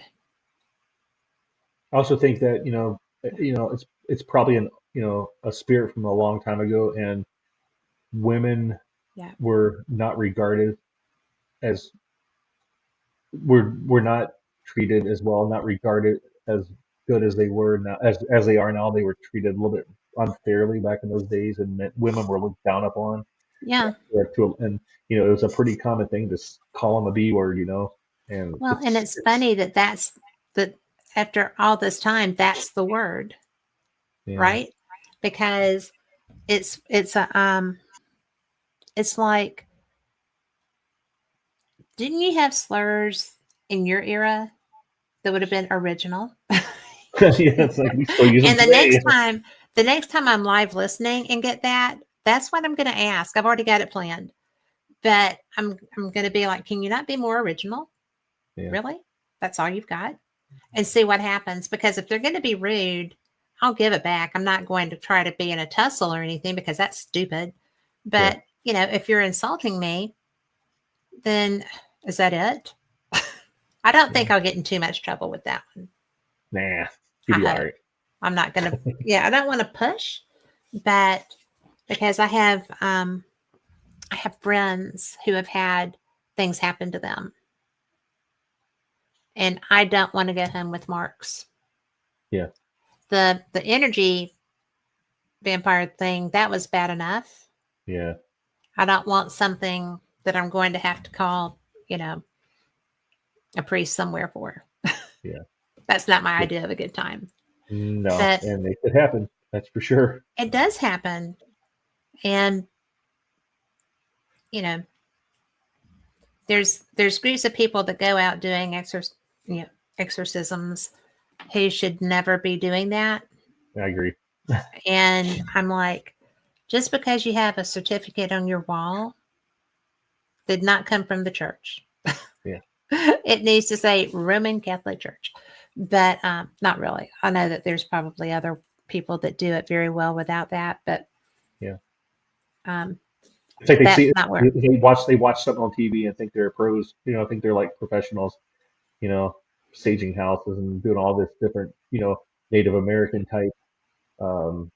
Native American stuff can work. I've seen it work. No, I'm saying it wouldn't. I'm not saying it doesn't work. It's just I think people think they can that they're experts at it, and they try to do these things just because they saw it on TV or something, and they end up making it worse than what it was. Yes. That's what I'm talking about. Yeah. All Native American stuff. Well, absolutely. Well, we had a case that I was participant on, and it was a family home, and we went in and we cleansed up. There was nothing indicative of anything demonic, nothing indicative of even a negative vibe in the house, but we saged, we cleansed, and we called it a day because there wasn't anything. We were there for hours. And like 2 weeks later, a group that's local to me showed up at that house and did an exorcism on their 6-year-old daughter. Ooh, wow. And when I found that out, I came undone. I mean, I was, hey, you don't do that to a child. And that's probably the most undiplomatic I've ever been in a paranormal situation. And I wasn't like that with the family, obviously, but I was like that with the group that went in there. Yeah.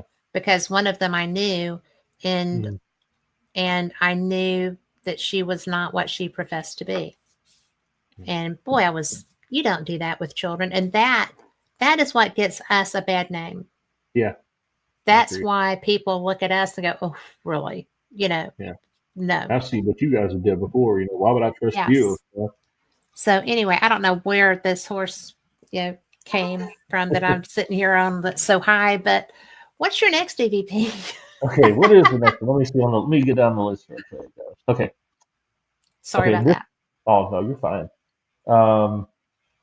Okay, this took place in 2018 at a place called Eden Springs Park It's in Benton Harbor, Michigan.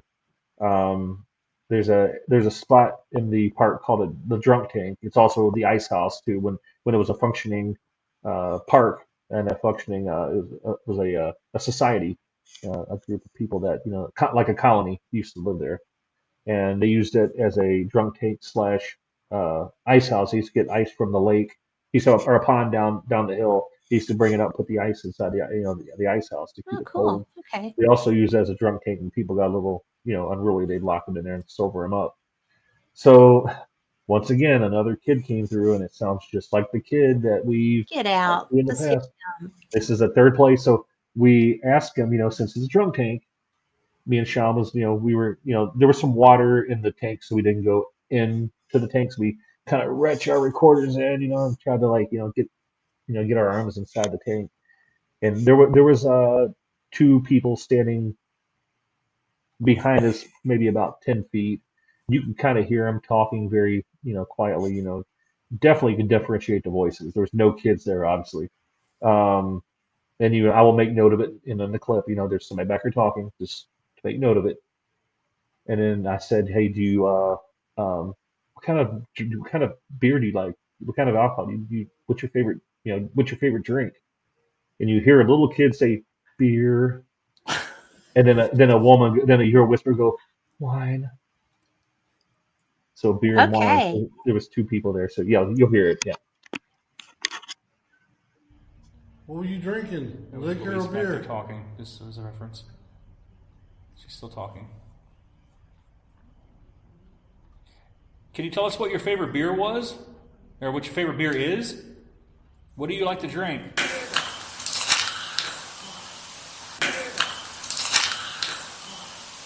Oh my God. Great catch.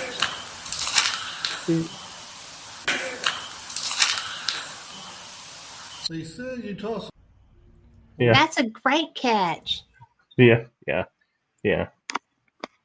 Little kid. What I don't know number if was the same. That was number 8. Yes. Okay. We have. Yeah. They have 2 more to go. They have 9 and 10. Yeah. But that was That was a. brilliant. Yeah. Yeah. So that was another kid that we captured. I don't know. Like I said, I don't know if it's the same kid, but he sounds like the same It kid. sounds like the same kid.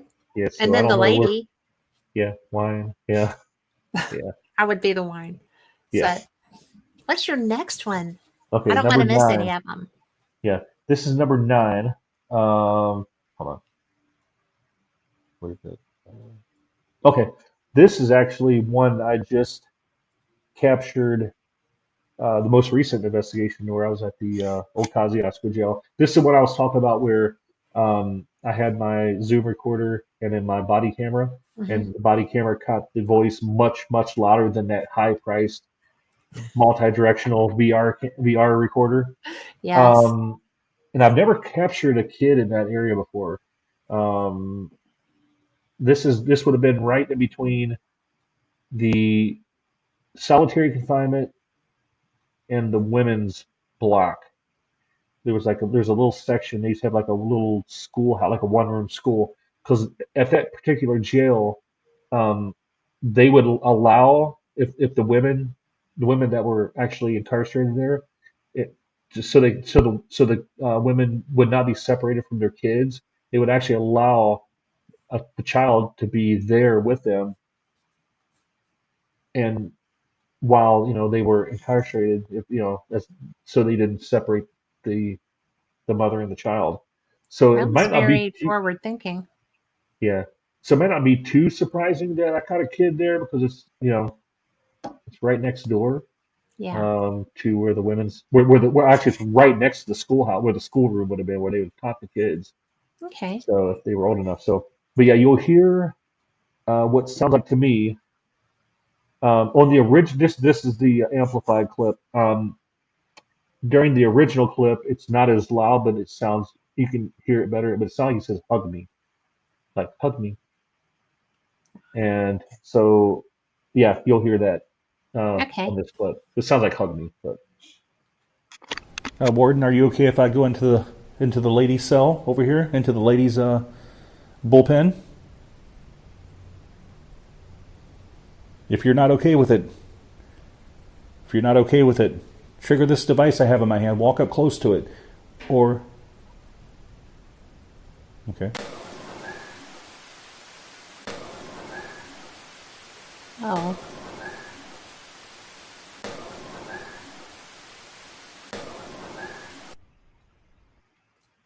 what is the bump? Uh, like the bump between the voice. Yes, That's where I amplified it a little bit. you did such a Amplified good the job. Yeah, amplified. I ran a little bit of noise because what it does, if you amplify it too much, it causes a lot of noise reduction, or amplify. It causes a lot of static in the noise. Mhm. So the original clip had a lot of like white noise in it. So I kind of use a little bit of noise cancellation to kind of tone down that noise, but still bring the voice up. Not enough noise cancellation that destroyed the audio, but just enough to kind of make it more of a pleasurable, make it more pleasurable to listen to. Um, That was a great catch. yeah, that I was mean, yeah. Yeah. wow.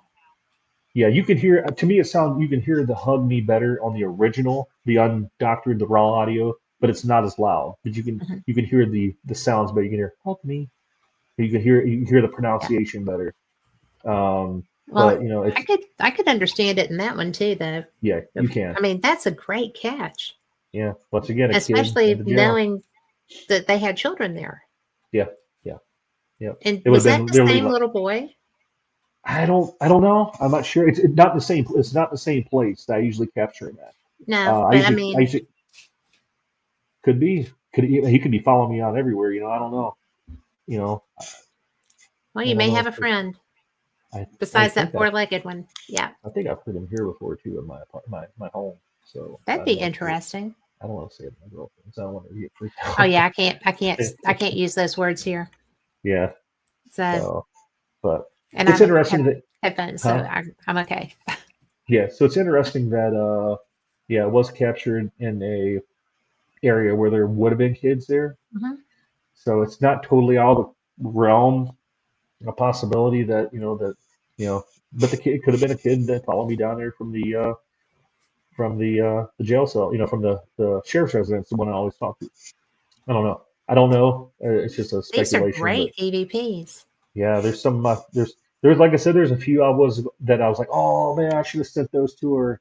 I should have sent that one too. I was like, oh well, Well, we'll you're going probably to have to keep a record of what we've already done, yeah. so that we I can. got a few more up my sleeve. And, Because yeah, I love evidence shows. I yeah, absolutely love evidence shows. yeah. This one was So, captured. This is my version. I just posted this to my actual profile, my main Facebook page yesterday. Yeah, it was yesterday. So it's a brand new EVP. That's one I captured when I was there on the 18th of January. So that's like my most recent investigation. So that's like a fresh new EVP that's never been heard until yesterday. So I was like, that's a good one cool. though. That's a good I one think to that's a share. great one. Was Yeah, that it's the pretty last cool. one? No, there's one more. Oh, okay. Well, we got a couple. We've got do it. This was Quick setup. okay. This occurred. This is one of our very early. This is back in our very early days. This happened in 2017, I believe. This was at the place called the Bristol Opera House in Bristol, Indiana. Um, we we were on the stage in the auditorium. It was Samantha and an old teammate Terry, um, who both had recorders in their hands. They were sitting in chairs, and then over beside Terry we had a table sitting there. We had a REM pod sitting on the table and a recorder and a little Olympus recorder and a Care Bear, just a standard stuffed Care Bear, you know, just sitting there trying to um, initiate a response. You know, being it was Mhm. you know, we've heard the rumors of a child being, you know, heard and seen on the stage in that area of the stage.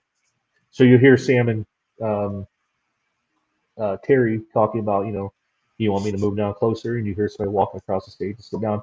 You'll hear this like, and it almost sounds like a squeaky toy, like, but then you hear like a little kid giggling, like like a little baby giggling, Yeah. and it's clear. Yeah, that was one of the very early EVPs that we've captured as a team.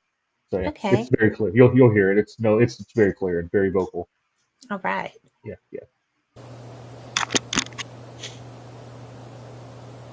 Would it help if I sat in that chair over there? Yeah, we're not gonna hurt you. Sam shouldn't come over there.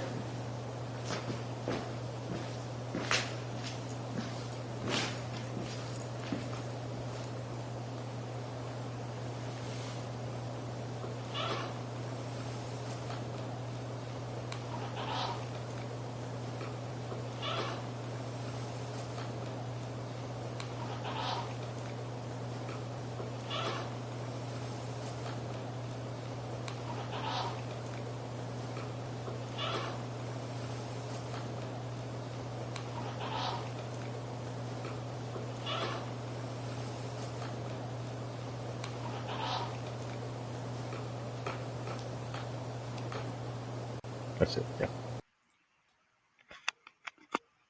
yeah. That was kind of strange too. Yeah. What's interesting was I I gathered the audio from Samantha's recorder. I gathered the audio from Terry's recorder, and the audio from the recorder that was sitting on the table. The audio recorder that was sitting on the table, and Terry's recorder was the same exact recorder. It was an Olympus BN something, a little small little recorder. Hmm. I still have the recorders right now, and then Samantha's was her phone. The one on the table by the bear was the only one that captured anything. The other recorders were completely silent, not even a smidget of EVP. And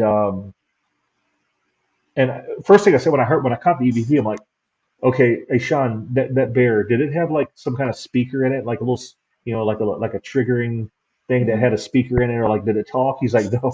He said, I'll bring it over, show you. So he brought it over, and we're shaking it, squeezing it, and shaking it, and it was just a stuffed animal. There was nothing inside that bear that would have made any kind of noise. So the only thing was the bear, Grim Pod, and the recorder. Terry's recorder, Sam's recorder, and the only oh yeah, we also had the had a camcorder on it too, from across the stage, and the camcorder audio had nothing on it either. Wow. So the only recorder was the one right beside the bear. To me, it sounds like a little kid giggling. The second Hmm. one, like a little baby, Yeah. like a cooing baby, kind of like a Yeah. giggling baby. So I mean, it's just, you're very good at catching these. I'm impressed. I mean, I run a lot of audio, so my odds are it increases my odds, you know. But It does. I think because I have such a love for it, I think it's I pour my passion into it, and I think the spirits see that, and it makes them comfortable knowing I'm there to hear it. You know, I told them anybody can probably do it. Anybody just Patience patience and you know and run a lot review of your audio, evidence. review your evidence. I think there's a lot of people that don't. So I'm yeah, guilty sometimes, me but when too. I started realizing what I had, I started going back. So, Yeah, and it's really a lot of fun, but we are out of time. We're I a see that. little bit, 3 minutes we're a little over. bit bumping on it, 4 minutes but over. I just have to tell you that I have enjoyed this so much. We'll do it again and you can bring some more. I would love to come So back on if I you would have love me. that. Yeah. Thank you. Tell people where to find you right quick. Just I don't have really much social media other than my main Facebook page. Just look for Phil Gibson uh, Yep. on Facebook. I don't have Instagram, TikTok, or YouTube or anything like that. I do have an X account, but I usually just sports stuff. Well, we will Uh, just do the find you on Facebook, Find and me on he Facebook. shares a lot there. You'll be able to enjoy him there and get to know him. We didn't And get into the photography side of it, did we? I know that's another day. We'll We'll do that save it for again. maybe I have some more. Maybe I'll have some more projects done by then. Oh, I'm fine with if, whatever. if, it, I if it'll love ever your clear work. up. So So thank you. And for thanks, everyone Kat. listening, thank y'all for being here too. I know y'all enjoyed Philip, and y'all come back. Next week, I have Tom McNicholas and Nick Muley. So that's going to be a fun show because Tom doesn't do many shows. I'm thrilled that he's coming on. And I always love having Nick around. He is a good friend. They both are. So we will see you then. Thank you, Hey, guys. April, you have a good night too. And we'll see you same cat time, same cat channel. Good night.